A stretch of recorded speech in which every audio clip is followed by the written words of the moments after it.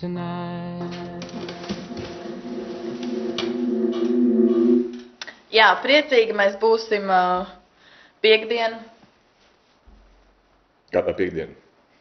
Kā piekdien? Tu atkal visiem gribi stāstīt, ka tu gribi svinēt savu dzimšanas dienu piekdienu, ka visiem jādodas ir ciemos uz Jūrmalu, Dzintara prospektu, tur kaut kur, jā? Nē, uz čau. Viss ir pavisam vienkārši.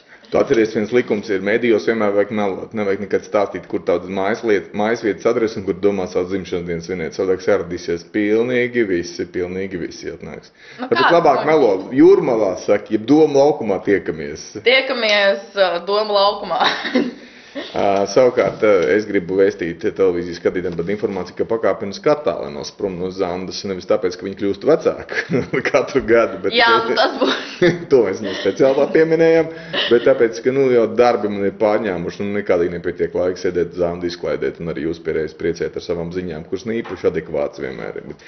Šodien es tikšos ar tādu cilvēku tā kā Daugmalis Jānis, 12. un mēģināšu viņu ievilināt studijā. Bet Daugmalis Jānis ir tas cilvēks, kurš ir slavens ar savu Daugmalis Jāņa medu. Tāds medus ir pieejams ļoti daudzās pilsētas vietās, un tā ir tā kā kvalitātes marka meduma.